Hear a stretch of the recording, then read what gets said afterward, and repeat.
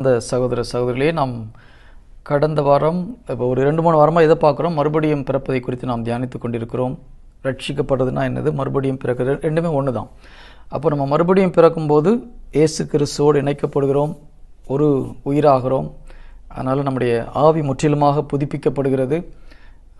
இயேசு கிறிஸ்துடைய ஸ்பிரிச்சுவல் பாடி, அவருடைய ஆன்மீக உடலுக்குள்ளாக நாம் மூழ்கடிக்கப்பட்டு ஒரு புதிய படைப்பாக மாற்றப்படுகிறோம். அதுதான் 2 கொரிந்தியர் 5:17 சொல்லப்பட்டிருக்குது.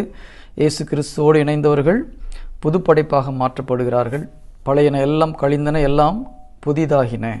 அப்போ அதில் என்ன புதிதாச்சுன்னா, நம்முடைய ஸ்பிரிட், ஆவி புதுப்பிக்கப்பட்டுள்ளது. அது பரிசுத்தாவினால் முத்திரையிடப்பட்டிருக்கிறது. இயேசு கிறிஸ்து நமக்குள்ளாக வருகிறார். இதுதான் நம்ம சொன்னோம். அப்போ இதெல்லாம் நம்ம பார்த்து மனதை நாம் புதுப்பிக்கும் பொழுது கடவுளுடைய வல்லமை நம்முடைய வாழ்க்கையில் வரும், நிச்சயமாக வரும். அப்போ நம்ம யாக்கோபு 1:22-23 பார்க்கும்போது, இறை வார்த்தையை கேட்பவர்களாக மாத்திரமிருந்து உங்களை ஏமாற்றிக் கொள்ள வேண்டாம், அதன்படி கடைபிடிப்பவர்களாகவும் இருங்கள். அதுக்கு அடுத்த வார்த்தை என்ன சொல்லுது, ஒரு முகத்தில் கண்ணாடியில் முகத்தை பார்த்துட்டு அதில் ஒரு அழுக்கு இருந்ததுன்னா நம்ம உடனே அதை சரி பண்ணுறோம்.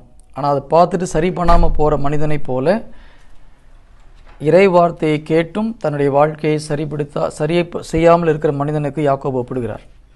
அப்போது அந்த கண்ணாடி, முகம் பார்க்குற கண்ணாடி போல் நம்முடைய ஆன்மாவை பார்க்கக்கூடிய கண்ணாடி இறை வார்த்தை. இப்போ நம்ம பைபிள் படிக்கும்போது ஒவ்வொரு வார்த்தையை படிச்சுட்டு நம்முடைய வாழ்க்கையை சரி செய்ய வேண்டும், நம்முடைய ஆன்மாவை, நம்முடைய மனதை புதுப்பிக்க வேண்டும். அதுதான் அதனுடைய அர்த்தம்.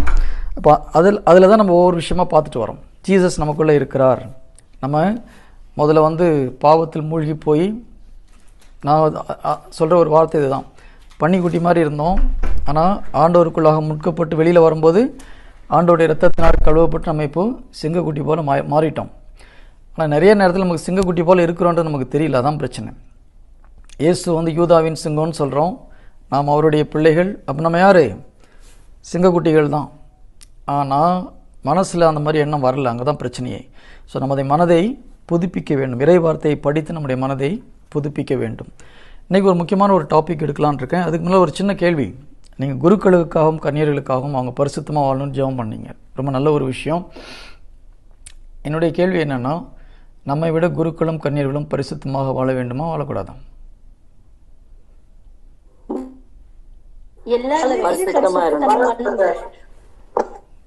ஒவ்வொருத்தரும் ஒன்று சொல்கிறீங்க. எல்லாருமே பரிசுத்தமா வாழணும். ஓகே, வேற யாராவது?